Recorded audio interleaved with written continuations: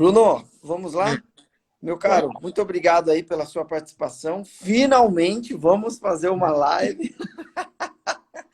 Conseguimos, vencemos e conseguimos superar todos os obstáculos. Vou fazer com muito prazer a sua apresentação aqui para todo mundo. Para quem já conhece, está escrevendo aí, né? Morrendo de saudade.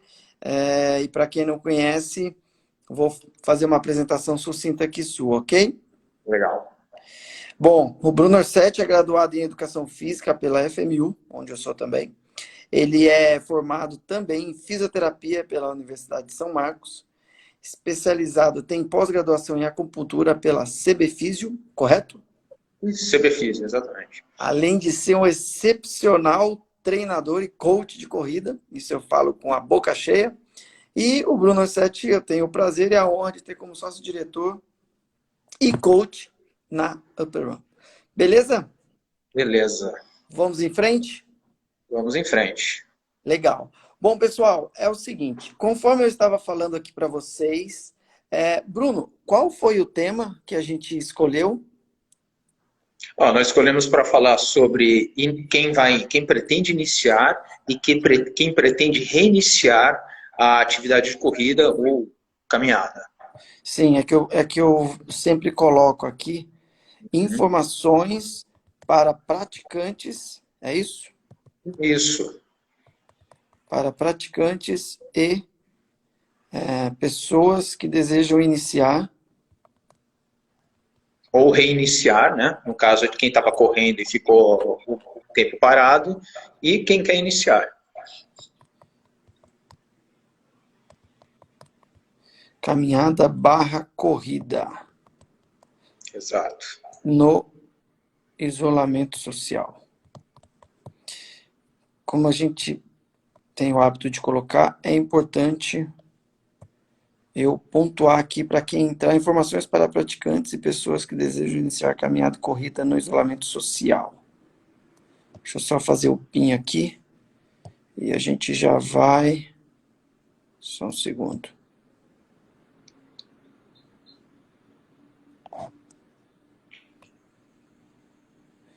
Vamos lá, vai fazer o PIN. Pronto, PIN.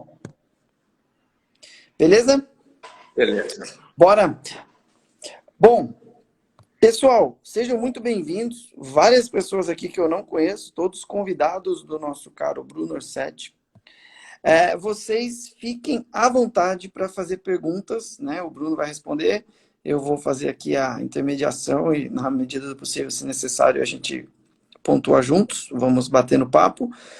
E fiquem à vontade, tá? Para tirar dúvidas, fazer perguntas.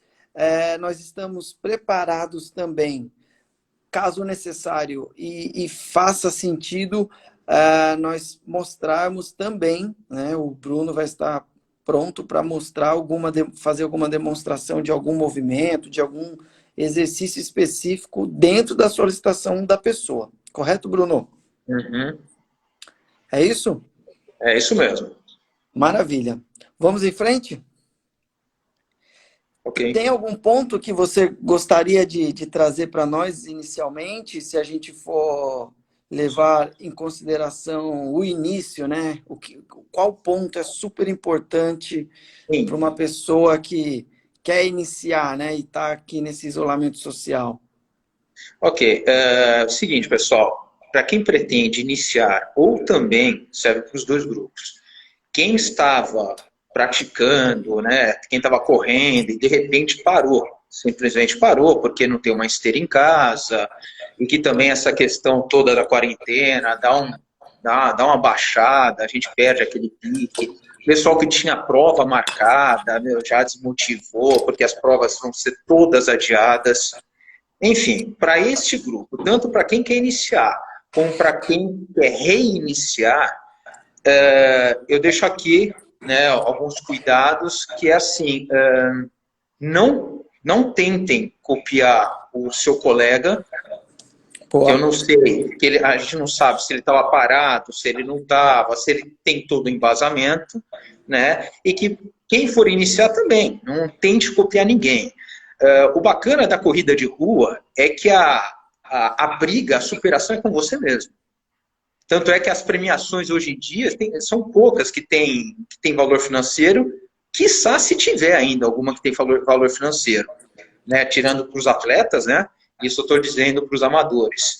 Então, é uma briga, na verdade não é uma briga, uma disputa consigo mesmo da sua melhora. E com isso, claro, vai lhe trazendo todos os benefícios que esse esporte, né, ou esse exercício físico, né, pode lhe trazer.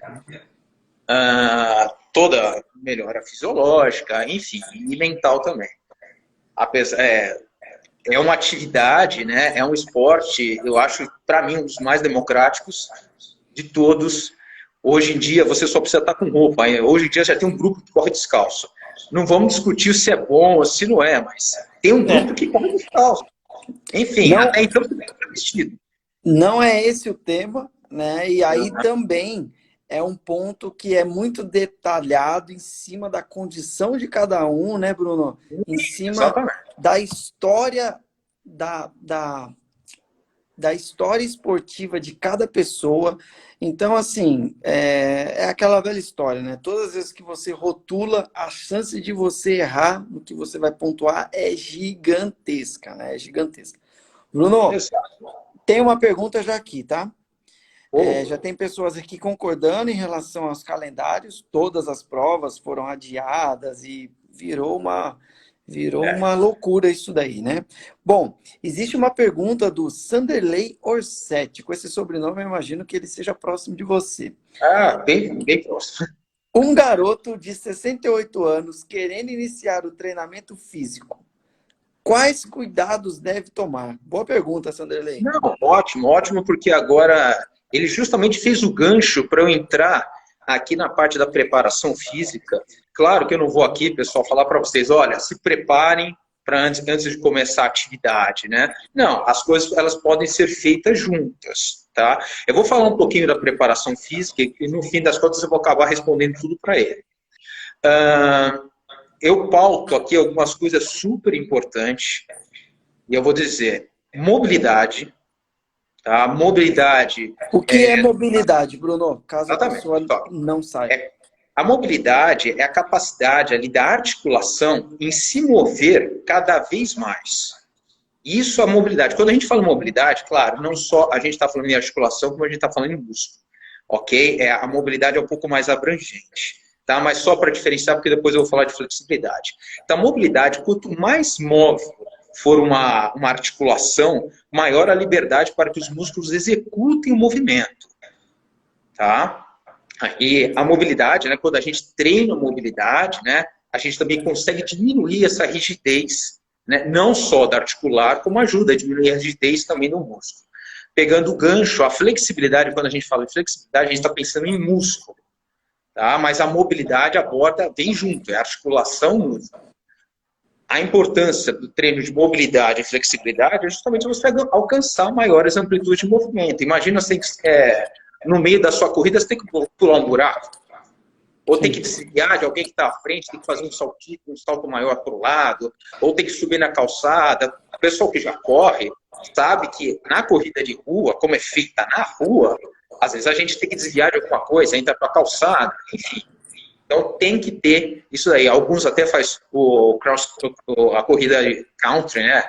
Sim, de montanha e assim por diante. Pessoal, ainda mais, a mobilidade para eles é mais importante ainda por causa de todo esse terreno mais acidentado.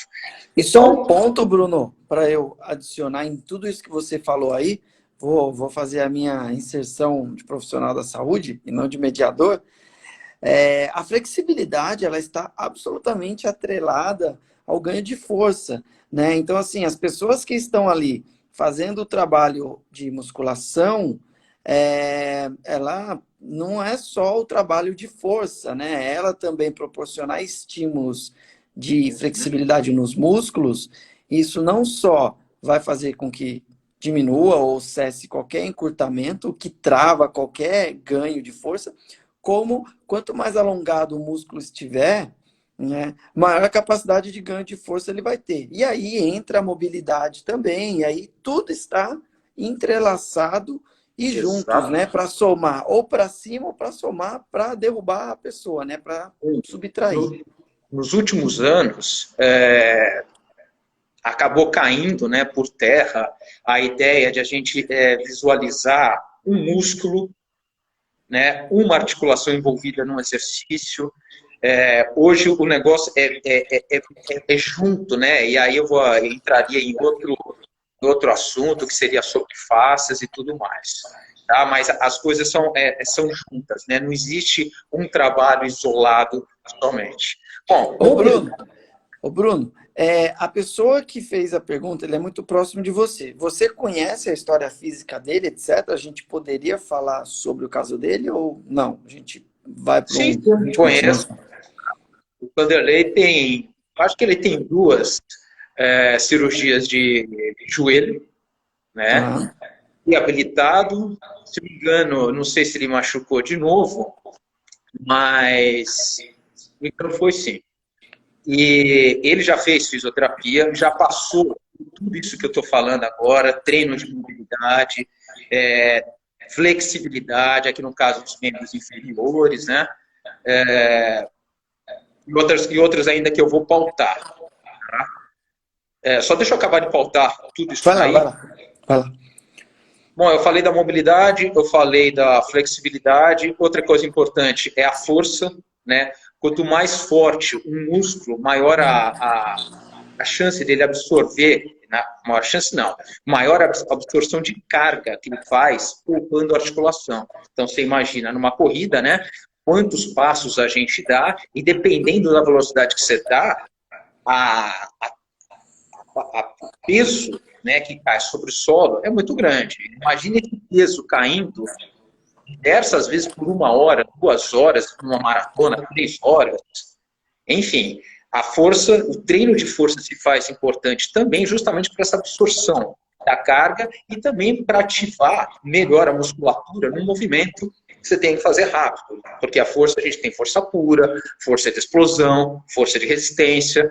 Então, dentro da força, né, a importância de se treinar a força seria essa daí. Então, nós teremos que treinar mobilidade, força, flexibilidade, coordenação. Qualquer esporte você precisa de coordenação. A coordenação está atrelada diretamente com a técnica, tá? A coordenação melhora a técnica. Eu só vou falar um pouco de coordenação antes. O treinamento esportivo, você vai ver poucas pessoas, né, poucos atletas fazendo a musculação que nós conhecemos.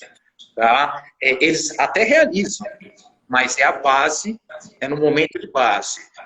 Eles não ficam massivamente dentro de uma academia fazendo os movimentos que qualquer um de nós conhecemos, ou os exercícios que nós conhecemos. Eles realizam muito movimento próximo do gesto esportivo. No caso, movimentos próximos do que um movimento que o corpo faz na hora de correr. Você quer mostrar aí para nós? Sim, por exemplo, nós temos exercícios dentro que melhoram a coordenação e também melhora a técnica do movimento esportivo. Então, eu vou demonstrar aqui, dentre os exercícios, não só para corrida, deixa eu só acertar melhor aqui,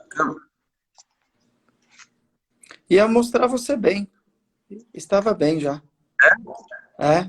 Tá legal. Mas, bom... Aí tá ótimo. Vai lá. Dentro do movimento de corrida, dentro de correr, né, na ação de correr, então você pode pegar qualquer esporte. Esse exercício... Vou colocar para cá. Esse exercício que você realiza subindo os joelhos e trabalhando o movimento dos braços, é justamente um exercício que é bem próximo da ação de correr. Mas não se desloca. Não. A ideia aqui é erguer a perna, te dar maior resistência e fazer com que você movimente todo o pé do solo e saia o mais rápido possível, como se a areia, como se o chão estivesse quente. Então, isso daqui, esse exercício, você subir o joelho, ele promove uma melhor ação do gesto esportivo na corrida. Perfeito. Entre outros exercícios que a gente conhece como educativos. Deixa eu só acertar aqui. Perfeito. Porque aí a pessoa consegue visualizar, né? Tem muitas Ok. pessoas aqui, seus convidados, Bruno. Vamos lá. Não, é isso mesmo. Legal. Nós estávamos falando da pessoa que fez a pergunta, né, do Sanderley. É, o que você pensa? Você pensa que faz sentido a gente chegar agora e colocar aí para ele algumas orientações, levando em consideração que isso vai ser para ele, você conhece ele, você sabe da história dele, e aí é super importante, né, Bruno? Tanto você como eu deixarmos muito bem pontuados aqui. Não existe receita de bolo. Se pessoas que estão aqui estão acessando orientações aí que a pessoa passa como uma fórmula mágica, opa, lembre-se que não existe fórmula mágica, né? Cada Sim. caso é um caso, cada pessoa tem um corpo, tem os seus desvios posturais, tem a sua história como esportivo ou como quem nunca fez, tem a sua história de lesões, caso tenha, e assim por diante, né, Bruno? Bom, se ele estiver parado, tá? Por uma questão de dor no joelho, depois diz aí que está parado. Se está parado, continua jogando lá. Se ele estiver parado, bom tempo parado, o que eu recomendo é seguir o arcabouço fit. O arcabouço fit, quem prescreve isso daí, né? Quem dá o respaldo desses números que eu vou passar para vocês, é justamente a AC, o American College Sports Medicine. Então, eles detalharam aqui que uma pessoa, ainda vou falar dele, ele não é sedentário, tá? Só importante, Bruno, simplesmente um dos órgãos mais respeitados do planeta Terra quando o assunto é estudo, né? Só um parênteses, né? Ele acabou de escrever, Bruno, continua jogando. Ah, ótimo. Se ele continua Pessoal, jogando. só importante para quem entrou, nós estamos discutindo um caso de uma pessoa que está aqui assistindo. O Bruno conhece essa pessoa, sabe de toda a história dela, só para deixar esclarecido aí para quem entrou na sequência. Quem tiver perguntas, dúvidas, fique à vontade para escrever aqui. Nós vamos pontuar, esclarecer e responder com muito prazer. Desculpa, Bruno, pode continuar. Então, no caso do Sanderley, ele pode cair em duas situações. Tá? Ele pode cair dentro da recomendação do Colégio de Medicina e Esportiva, né? Sim. Que é para uma pessoa que pratica já atividade física moderada e vigorosa, se ele continua jogando, que tem uma média a boa aptidão física, que eu sei que ele tem. Eles recomendam a atividade de 3 a 5 vezes na semana, com duração de 30 a 90 minutos a atividade e uma duração semanal de 200 a 300 minutos. Ok? Isso ele entraria aqui. Porém, para uma melhor prescrição de uma atividade para ele, se ele tiver livre de dor, tá? Se ele tiver, enfim, o principal seria ele livre de dor, ele entraria já num teste, um teste de pista ou um teste de esteira, que existe também, eu não sei onde ele treina, entraria num teste para a gente estar verificando a quantidade de oxigênio máxima que ele está absorvendo. A gente chama de VO2, ou isso a gente faz de forma indireta ou diretamente dentro de uma clínica, que ele faria um teste, e dentro disso daí sairia todo o treinamento dele. Então, é uma pessoa que está praticando. Não, só para pontuar, caso fique um pouco mais técnico do que as pessoas ainda não tenham contato, porque tem algumas pessoas aqui que não correm, estão aqui assistindo. Então, desculpa, pessoal. Só para pontuar para quem talvez não tenha entendido o que o Bruno colocou, nada mais é do que entender qual é a capacidade da pessoa. Se a gente levar para um carro, qual é a velocidade que o carro atinge? É isso, né? Qual é a velocidade máxima? Vai lá, Bruno. Porque, assim, dentro de uma prescrição, a gente precisa de parâmetros, ok? Senão, fica igual uma vez uma frase do próprio Adriano, né? Não dá para fazer prescrição estilo Chico Xavier. Eu não tenho esse poder, né?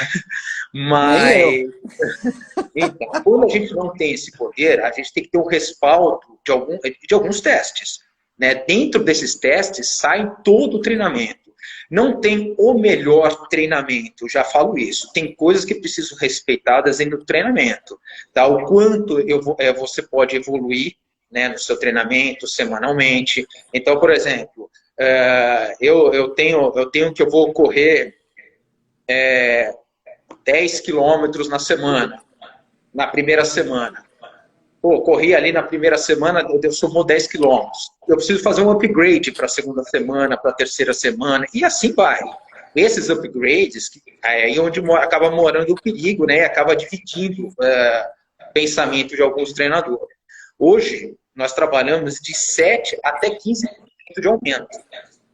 Quanto maior o aumento, maior a probabilidade de risco de lesão. E é assim que acontece. Ok? Legal. Por isso que usa, a gente traz mais para baixo. Para ele, no caso, um teste físico, dentro da esteira, se for o caso, para dentro desse teste físico, eu ter a condição de quanto ele está conseguindo correr e que velocidade, para daí saírem todas as prescrições, ou ele fica dentro desse arcabouço FIT, que prescreve frequência de 3 a 5 vezes na semana, uma duração de 30 a 90 minutos no período do treino e uma duração semanal até de 300 minutos, 200 a 300. Só para dar mais informações aí, mais pessoas entraram, nós estamos falando aqui sobre uma pessoa que está assistindo a live, a pessoa é próxima do Bruno Orsetti, então ele sabe toda a história da pessoa, etc. E nós usamos como exemplo porque essa pessoa fez uma pergunta aqui do que poderia ser feito para ele, com a idade que ele tem e assim por diante. Então, pontuo aqui mais uma vez para as pessoas que entraram agora, nos últimos minutos. Quem quiser fazer perguntas, trazer o seu caso, levantar uma dúvida, nós estamos, inclusive, preparados, caso seja necessário fazer uma demonstração prática do exercício que seria recomendado, algo nessa linha. Então, vocês fiquem à vontade para fazer as perguntas, questionamentos ou dúvidas. Bruno, importante, né? Você falou muito aí em relação às avaliações, né? Então, é super importante para quem está assistindo nós, independente da atividade que a pessoa busque fazer, ou esteja fazendo, ou está para iniciar, ela proporcionar para quem vai prescrever os treinos referências através de testes e avaliações é fundamental para uma prescrição ser assertiva e ter otimização de resultados e principalmente muita segurança, se a gente for pensar em integridade do corpo e da pessoa. Existem vários testes, né, Bruno? A gente podia falar um pouco em relação aos testes para as pessoas entenderem, né? Existe teste... Então, eu vou te fazer uma pergunta, né? Eu já sei a resposta, mas eu vou te fazer uma pergunta. Existe teste para caminhada, por exemplo? Sim, sim. Pessoal, testes indiretos, ok? Esse é o que todo mundo pode fazer. Quando a gente vai fazer uma prescrição de atividade física, é que nem ele falou, nós podemos, a pessoa que vai prescrever, né, o treinador, o coach, enfim, ele precisa de alguns parâmetros. Então, frequência cardíaca é um parâmetro, o VO2, que é o volume máximo de oxigênio, é outro parâmetro, a velocidade média, a velocidade máxima aeróbica é um outro parâmetro, e cada treinador acaba utilizando um parâmetro, ou se não todos, estando juntos, para a hora que ele prescreve, ele saber o que está acontecendo com o atleta ou aluno dele. Então, assim, um bem fácil, né, que é a frequência cardíaca, que todos conhecem, que é o Carbonem, que é um teste simples, é um teste você pega o número de 220, menos a idade, e vai lhe dar uma frequência cardíaca máxima. Só importante. Vou fazer um registro, tá? Pessoal, quem tem plano de saúde, quem quer fazer um treino bem feito, assim, essa é uma fórmula que ela é utilizada por muitas pessoas. Eu, enquanto treinador, enquanto coach, enquanto prescritor de exercício físico para as pessoas, até hoje, em 17 anos de carreira, sempre me posicionei que, se você está lá na Amazônia, entendeu? Não tem nenhum lugar para a pessoa fazer o teste. Você vai trabalhar com ela? Se é o que tiver, é. Agora, se a pessoa tem um plano de saúde, ela pode ir num lugar e fazer um teste cardíaco submáximo ou máximo. Vai ficar muito complicado se a gente for entrar nesses detalhes. Mas a pessoa tem a condição de fazer um teste. Por favor, não vá fazer um treino em cima de uma avaliação que existe uma margem de erro muito grande. Eu posso dar inúmeros exemplos aqui, eu posso usar eu como referência, que a margem de erro é considerável. Né? E aí, o que eu sempre falo para a pessoa, né, Bruno, é importante só eu pontuar, você vai acabar de falar dela, mas senão a pessoa já vai anotar e já vai querer fazer, talvez até tocar a pauta aqui em cima dela. Mas é muito fácil você ter uma margem de erro ali, e aí a pergunta que eu sempre faço para a pessoa é assim: você aceitaria ter 10, 15, 20% de margem de erro no resultado que você procura, ou que você busca? Ninguém vai querer ter erro, né? Se ela quer ter resultado, ela vai querer ter o melhor possível. Então, é bem importante a gente estar pontuando isso, né? Mais uma vez, o que o Bruno começou a falar, eu até interrompi ele, é uma fórmula reconhecida, é uma fórmula muito utilizada, mas, lembramos, essa é uma referência, mas podem ter outras referências. Pessoas que têm a condição de fazer um teste, nem que seja submáximo, vá fazer o teste, que serão outros resultados em outro patamar de qualidade e de segurança. Desculpa, Bruno. Não, exatamente. Você tem esse teste que é simples, que é o 220 menos a idade, que é o do Carbonem, e você tem um outro que foi, nos últimos anos, ele está sendo mais utilizado. Tem uma pequenina diferença entre um e outro, só que não é tanta, tá, pessoal? Que é o teste de Tanaka, que também é super fácil, que é 108 para ambos sexos, ok? 108 menos 0,7 vezes a idade. 108 menos 0,7 vezes a idade. Isso também lhe dá uma frequência máxima, uma frequência cardíaca máxima. Dentro da frequência cardíaca máxima, nós podemos utilizar que você estando, aí você vai ter que fazer uma regrinha de 3. 60% daquela frequência cardíaca máxima para baixo não fornece ainda grandes adaptações. Trabalhar acima de 60%, 55% da frequência máxima já começa a causar adaptações. O que são as adaptações? Começam a causar a sua melhora da aptidão física, tá? E fisiológica também. Não, só para antes de você entrar nas progressões, porque aí as progressões elas vão acontecer a partir do momento que a pessoa inicia, né? Só um ponto, né? Então eu vou... ninguém fez pergunta, nada, então a gente vai continuar aqui a nossa linha de pensamento. Mais uma vez, várias pessoas entraram agora, pessoas que não estavam assistindo. Pessoal, quem quiser fazer pergunta, quem quiser trazer o seu caso, fique à vontade. Voltando, só para... Eu vou dar um exemplo, né? Essa outra fórmula que você falou é o mesmo princípio da outra 220 menos a idade. Então, eu vou dar um exemplo muito fácil para vocês, tá? O porquê que precisa ter uma atenção gigantesca quando a gente vai falar dessas fórmulas. E aí, mais uma vez, essa foi uma posição que eu tinha lá em 2003, né? Quando alguém vinha falar, eu falei, escuta, você tem plano de saúde, você pode fazer um teste? Não, eu me recuso a montar um treino para você de aeróbio em cima dessa fórmula que tem uma margem de erro gigante. Pode ter. Muitas vezes bate, mas muitas vezes erra e erra muito. Então, eu vou dar um exemplo muito fácil para quem está aqui acompanhando. Vamos pegar uma pessoa com 20 anos de idade. Quanto maior a frequência cardíaca máxima da pessoa, mais ela está condicionada, certo, coach Bruno? Sim. Certo? Beleza. Bom, uma pessoa que tem 20 anos de idade, pela fórmula, a frequência cardíaca máxima dela, 220 menos a idade, 200 batimentos. É um nível de condicionamento altíssimo. Qual é o grande problema dessas fórmulas? As fórmulas não entendem ou não conseguem ter os detalhes da condição momentânea daquela pessoa. Então, eu vou dar um exemplo. Uma pessoa com 20 anos de idade, trabalha muito, se alimenta muito, muito mal, isso pode acontecer, dorme pouco, está passando por um processo muito, muito difícil, né? Então, esse é um cenário. Eu vou dar um exemplo. Isso daí aconteceu comigo quando eu tinha 20 anos de idade, tá? Então, eu vou dar um exemplo. Já fica aqui registrado, sou eu o exemplo.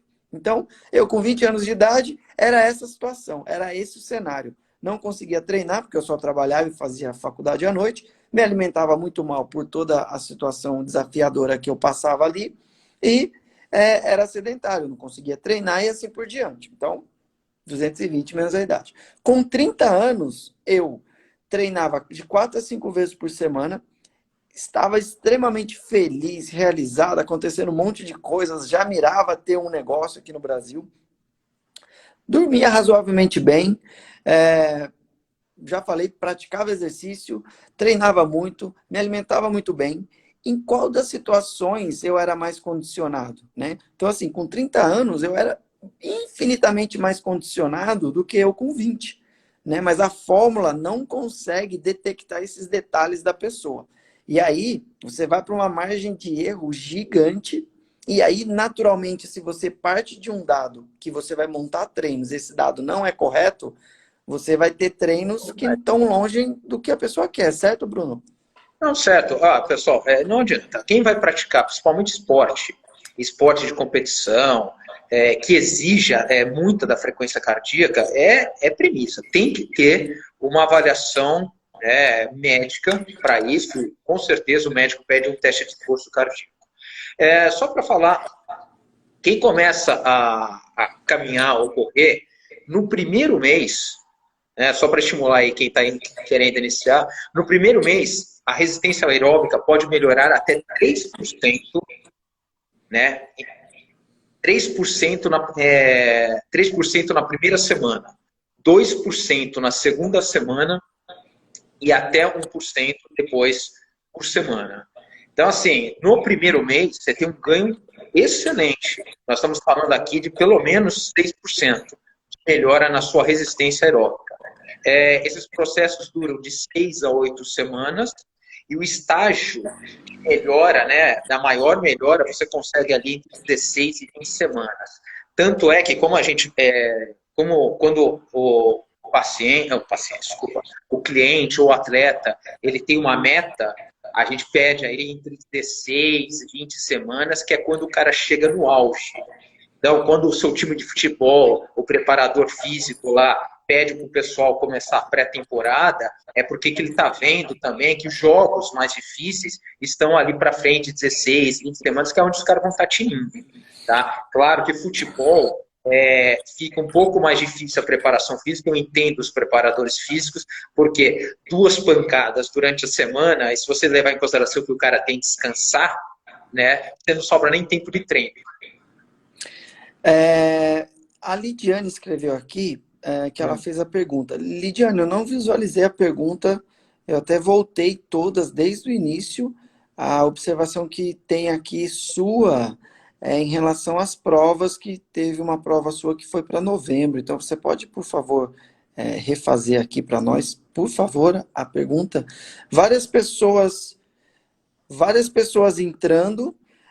Mais uma vez, nós estamos discutindo, já discutimos um caso de uma pessoa que está aqui assistindo a live, já falamos sobre avaliações, falamos sobre prescrições, e fiquem à vontade para fazer perguntas, levantar dúvidas ou trazer um cenário aqui que a gente possa contribuir com essa pessoa. Fiquem à vontade. Desculpa, Bruno, eu te interrompi novamente. Não, eu estava falando sobre as melhoras, né? Mas vamos voltar à parte que é mais interessante. Bom, o que eu vou falar agora, eu vou falar um pouquinho da parte de postura, enquanto o pessoal não vem uma pergunta mais direta. Quem é fisioterapeuta e alguns profissionais de educação física aqui que estão me assistindo, tal, eles com certeza eles estão totalmente de acordo com o que eu vou falar. A diferença é que quando você vai começar uma atividade física com o olho de um profissional em cima, esse profissional vai fazer pequenas avaliações, né? Às vezes ele nem vai dizer para você, mas na hora de ele prescrever o exercício, ele já está levando aquilo em conta. Eu não vou chegar com uma pessoa e falar, você tem um joelho assim, você tem um joelho assado, o quadril assim, o quadril assado. Agora, se a pessoa vem falar, é porque eu só faço esses exercícios desse jeito. Aí você pode falar, às vezes você não quer constranger a pessoa e falar que ele é daquele jeito ou daquele outro jeito. Mas para dar uma ideia para vocês, quando a gente fala em corrida, observando mais os músculos e as articulações são mais exigidas, que são do abdômen para baixo, o profissional vai levar bastante em consideração a questão do quadril. Bruno, a gente pode colocar nessa pontuação que você vai fazer a pessoa que também caminha, ou é só a corrida? Não. A pessoa também que caminha é a mesma coisa, tá? Porque e aí a gente não segmentar, né? Não, e acaba extrapolando para outras atividades físicas também a posição do quadril daquele indivíduo. A posição do quadril dele remete a alguns encurtamentos que ele vem a ter, né? Que ele está tendo, e com isso alguns exercícios podem ajudá-lo a minimizar qualquer, porventura, ele tenha alguma dor, alguma contratura, e tem exercícios que podem maximizar o aparecimento disso. Então, eu só vou demonstrar aqui. Boa. Então, nós temos a questão do quadril. Nós temos aqui 4 tipos de quadril. Ele pode estar tanto antevertido, que é o pessoal que fica o bumbumzinho mais aparente, né? Então ele fica com essa lordose mais aumentada, o abdômen mais projetado à frente, justamente por alguns encurtamentos. Deixa eu só acertar aqui. Eu vou falar melhor. Por alguns encurtamentos, como iliopsoas e reto da coxa, essas musculaturas, elas tensionam. Quando ela tensiona, esses dois músculos aqui da parte da frente, o iliopsoas e o reto da coxa, eles jogam o bumbumzinho para trás. Aí, para a pessoa não cair para trás, o que a pessoa faz? Só no corpo da pessoa. Ela tem que olhar para frente. Então, ela fica empinadinha. Você imagina eu ficar fazendo exercício exacerbando isso nessa pessoa. Ou ficar contraindo muito esses músculos que eu sei que já estão curtos, e o músculo curto, ele tensiona, ele causa uma contratura muito mais rápida, mais fácil que os outros que têm maior mobilidade. Então, se eu tenho um atleta, um cliente que está muito encurtado aqui, eu tenho que dar prioridade para alguns exercícios que aumentem, que alonguem, que eu ganhe mobilidade dessa região. Até, por exemplo, dá para ver, né? Sim, perfeito. Um alongamento que trabalha com iliopsoas, certo, da coxa, e eu projeto o meu quadril para frente e o meu tronco para trás. Eu estou justamente alongando essa cadeia porque ele está encurtado. Se eu não faço isso, com uma corrida, encurta. Eu vou cada vez mais encurtando e projetando o quadril dele para trás, e ele, para manter uma posição, vai querer ficar reto. Pimba, eu faço uma lombalgia por encurtamento dos músculos da frente, hein? Não de trás. A mesma coisa acontece porque tem um quadril retrovertido, né? Que o bumbum não aparece tanto, e aí nós temos esses músculos aqui, os posteriores da coxa, tão tensos e encurtados, que eles puxam o bumbum para baixo. E aí também vou ter, e o abdômen, desculpa, o abdômen também tenso, ele puxa o bumbum para baixo, e o abdômen puxa a pelve para cima. Então a pessoa fica sem bumbum, e com esses grupos musculares tensos, eu vou cair em outros problemas por conta disso. Meu quadril, ele pode ter a pelve aberta, porque esses músculos ficam tão tensos, o glúteo, que começa a puxar a pelve para abrir. Então tem uma pelve assim, o meu glúteo fica tão tenso que ele puxa para o lado. Ou eu posso ter ela fechada. Os músculos internos começam a ficar tão tensos que puxa para dentro. Quando puxa para dentro, olha o que acontece com o joelho. Os dois fêmurs rodam e eu fico com o joelhinho X. Quando puxa para fora, o glúteo fica muito tenso, puxando, olha o que acontece com a perna. Ela fica uma perna no joelho vai para o lado. Isso na hora que eu estou lá correndo, 2 horas, 3 horas, ou dei um pique de 100 metros, isso ao longo do tempo aumenta a probabilidade de lesão. Ah, quer dizer que vai machucar?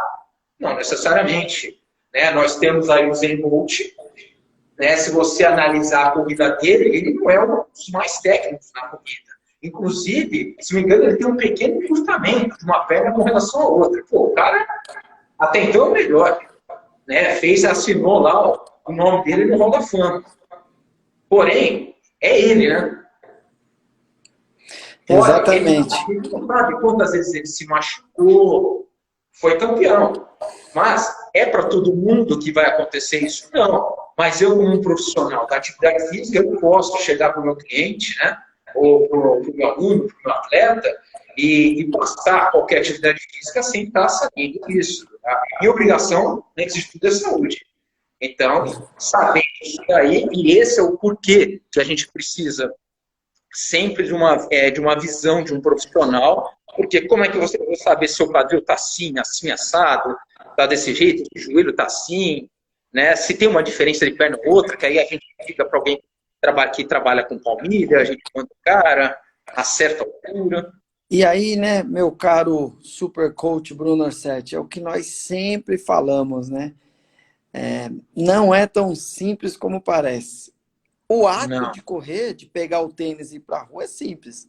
Agora, é muito fácil a pessoa ter um problema gigantesco, né? Não é à toa que os estudos mostram aí que o percentual de lesão na vida dos corredores, né, é muito alta. E nós, da Upper One, que é uma das frentes do grupo Upper Life, temos aí desde o início lá, já vão aí para quase 6 anos, nós temos muito orgulho dos números dos nossos clientes, né, Bruno? Pessoas, inclusive, que estavam fadadas a nunca mais correr com posição médica e hoje correm, pessoas que já passaram, foram nossos clientes, a gente tirou desse cenário, né, trabalhos maravilhosos, seu como coach de educação física, outros profissionais que estão também conosco e já estiveram, como profissionais da fisioterapia também excepcionais nesse processo. Então, não é tão simples como parece, né?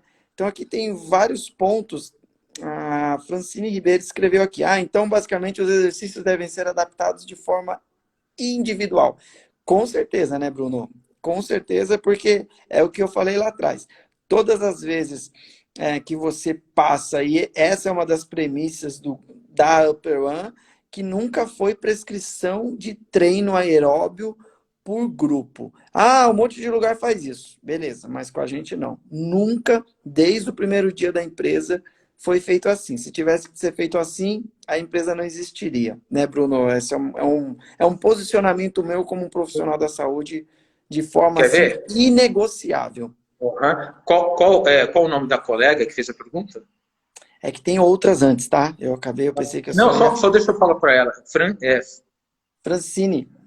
Fran, sim. Então, Francine, é exatamente isso. Quer ver uma coisa super normal que acontece, principalmente em academia, é dor no ombro. Aí, quando você vai avaliar, né, a execução do movimento, ou se a pessoa tem movimento, acontece isso daqui. Quando ela faz um exercício, ela não consegue movimentar o ombro. Então, por exemplo, eu estou deitado, pego lá uma barra de supino, simplesmente eu desço aqui sem movimentar o ombro. Não, a gente tem que lembrar que o ombro, a articulação, tem que fazer um movimento. Né? Não adianta só trazer a barra e deixar a articulação fixa. Então, assim, aí a gente cai no que eu falei no começo. Quanto maior a mobilidade, né, quanto mais se treinar a mobilidade, a articulação ganha mobilidade, a musculatura ganha flexibilidade, eu alcanço ângulos mais favoráveis, né? E não deixo essas musculaturas ficarem curtas a ponto de fixar uma escápula que vai gerar dor no ombro. A maioria das dores no ombro, você vai ver, é tudo escápula travada. O cara faz um movimento, a escápula está travada. Agora, já estava assim, né? Então, ele foi exacerbando e alguém não viu. E aí foi Exato. piorando a situação. Tá? Mais de 85% das dores são de origem muscular, ok, pessoal? Legal. Eu estou falando no corpo, claro. Uma dor no ombro, eu estou falando, uma dor nas costas, tá? Uma dor no quadril, 80%. Esse número seu é um aspecto geral, né, para o corpo, né? Aspecto geral, tá? Aspecto geral. E quem é físio aí vai saber que é aquela maldita contratura no lugar mais distante. Às vezes nem é no local da dor, é um localzinho mais distante, está puxando face, músculo tudo tenso, e que vai gerando essa dor mas por essas questões de falta mobilidade naquela pessoa. Legal. Isso Bruno, tem várias perguntas aqui, cara. Vamos lá. Bom, a Andrea escreveu aqui: Oi, Bruno, tudo bem? Verdade. Isso daqui ela escreveu pós a sua colocação em relação ao cuidado, que você não pode chegar para a pessoa e falar, você tem isso, tem aquilo, tal. Aí ela escreveu aqui: verdade, mas dependendo do aluno ou do cliente, eu corrijo sim, de uma maneira leve para não constranger. Muito boa a iniciativa da live. Depois ela agradeceu embaixo em relação à parte, ela escreveu que ela concorda em relação à parte da probabilidade de lesão aumentar. Bom, você quer falar algo sobre isso? Não, mas não, é isso mesmo. Você tem tem diferente. A gente lidar com diferentes tipos de pessoas, né? Tem certas pessoas que você não pode falar isso e a pessoa vai achar que, ela nasceu torta. Imagina, né? E tem um ponto, né, Bruno? Se você já tem uma relação com a pessoa, você chegar e pontuar é um cenário, né? Agora, claro. a pessoa chegou para te conhecer, tá lá no seu Ibirapuera, joelho quer começar a correr. Né? Mas já vai chamando a pessoa de garrincha, né?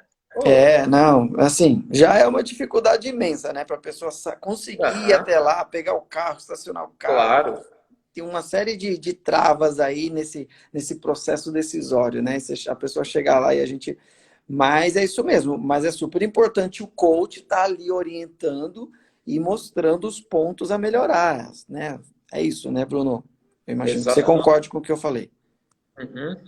Tem uma pergunta que é a pergunta da Lidiane, né? Que eu tinha posicionado para ela que não tinha aparecido aqui. Ela escreveu: estava em um ritmo físico bom, 3 vezes na semana. E final de semana intercalado com atividades aeróbias. Ela escreveu aeróbicas, mas aeróbia também pode falar, tá, pessoal? Farei minha primeira prova de 10 quilômetros em novembro. Gostaria de dicas, metas possíveis para correr bem. Vai, coach Bruno Orsetti. Bom, vamos lá. Você mesma vai precisar de parâmetros, tá? Vamos tirar essa parte de que tem que passar pelo médico e tal, que isso daí já é sabido, tá? Isso daí é sabido. Tem que fazer um teste de esforço cardíaco, porque até no dia da prova a gente fica mais emocionado, gente, e nossa frequência já fica diferente do que é quando é no treino, tá? Pelo menos 10 batimentos ali acabam subindo só pelo fato de você estar na prova.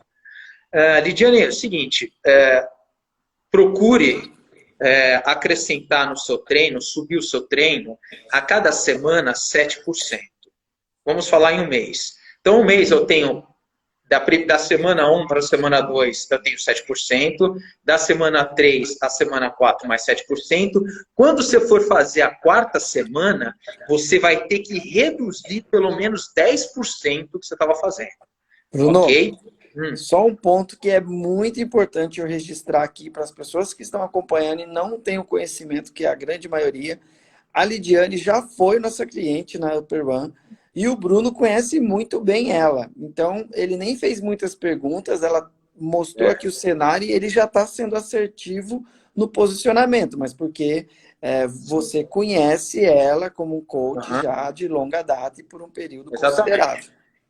Desculpa, exatamente. Bruno. Era super importante, né? Essa porcentagem que você vai aumentar, Lidiane, é na distância, porque você vai fazer uma prova que exige distância. Então, nós vamos aumentar na distância. Então, você vai pegar a distância que você está fazendo agora, a cada semana, no máximo 4 semanas, a cada semana você vai aumentar 7%, de 7% até 10% no máximo. Sendo que na última semana, você é obrigada a diminuir 10% em relação à semana passada que você fez. Por que isso daí? A gente trabalha com uma escadinha. Então, primeira semana, você está aqui. Segunda semana, você subiu um degrauzinho. Opa, tá a luz aqui. Terceira semana, mais um degrauzinho. Na quarta semana, você vai ter que voltar um degrau, que a gente chama de a fase de recuperação, né? E você tem que voltar esse degrau, porque, infelizmente, o corpo não dá para ser sobe direto. De novo, nós vamos entrar. Probabilidade de se machucar alta. Tá? Você até pode fazer isso. Tem gente que vai falar, eu treino assim,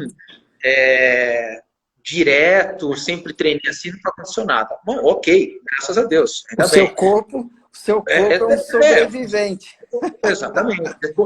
Você correu o risco, né? Gigante. Mas nós trabalhamos com 3 semanas de progressão e uma semana a gente volta pelo menos 10% do que a gente fez da última semana. E aí, começamos a próxima semana, já como a gente começou a segunda semana, eu sei que vai ficar estranho eu falando assim, gente, tá na minha mente as figuras, os gráficos, né? Mas a cada 3 semanas, a cada 3 semanas subindo, a quarta semana você tem que recuar. Sobe 3, recua 1, sobe 3, recua 1. Isso até a data da prova. Bruno, Okay? Se você fizer esses cálculos, somente isso, se você fizer esses cálculos, você consegue saber quanto você vai estar correndo no dia da prova. São cálculos matemáticos. Bruno, importante, tá? Depois que você começou e agora você vem aí fazendo todas essas pontuações, mais pessoas entraram. Então, 2 esclarecimentos aqui. Primeiro, a pessoa que o Bruno está comentando é uma pessoa que já treinou conosco na Upper One. É uma pessoa que o Bruno conhece, ele foi coach dela, né? Ela mora um pouco distante, isso inviabilizou a continuidade. Então, assim, ele conhece a pessoa e já foi coach dela. Um ponto. Outro ponto, volta e meia eu escuto, né? Ah, mas eu treinei em tal lugar ou em outro lugar e não era assim. Nós não estamos aqui em nenhum lugar para falar o que é certo e errado. Mas nós temos a nossa linha de trabalho. Eu sempre falo que não só na educação física, como na fisioterapia, como na medicina, como em qualquer profissão do planeta Terra, existem linhas de trabalho, né? E a nossa linha de trabalho, ela é uma linha conservadora, né? Não é à toa que é só olhar aí os estudos, qual é o percentual de lesão das pessoas e qual é o percentual de lesão dos nossos clientes. Ah, nós somos melhores?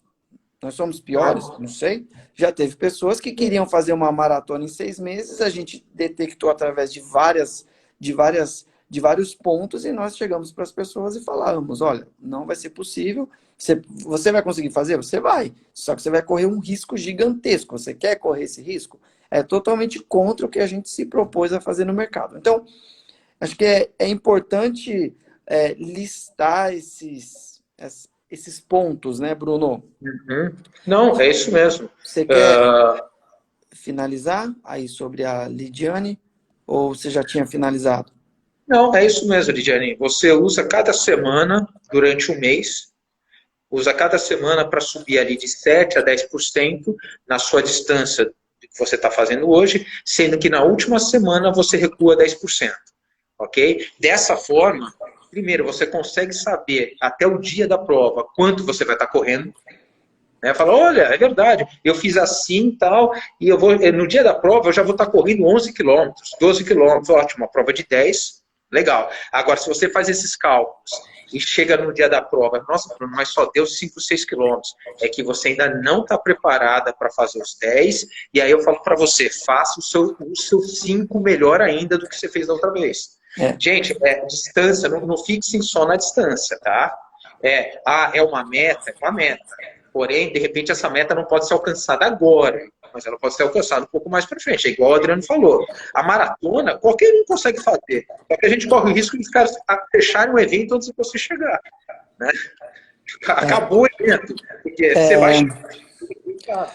Bruno, a gente está na reta final da reta final. Eu iria até fazer mais pontuações em relação a isso que você levantou, em relação à distância e assim por diante, né? Existem alguns pontos aí que muitas vezes as pessoas se deixam levar, que o 21 é mais importante que o de 10, e o 10 é mais que o de 5 e assim por diante.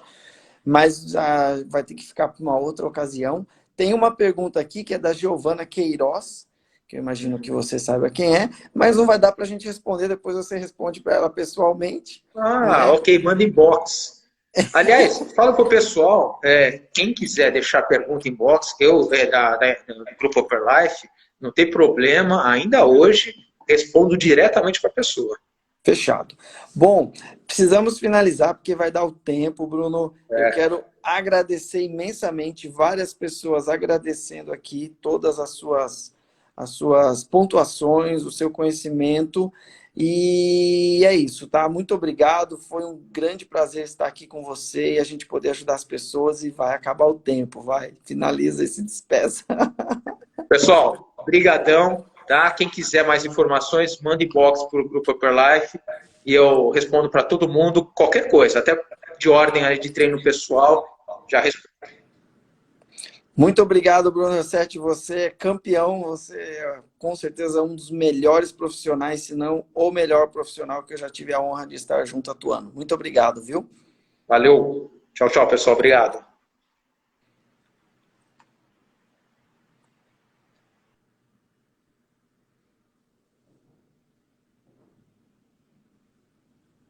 Bruno vai sair. Eu vou finalizar com todos.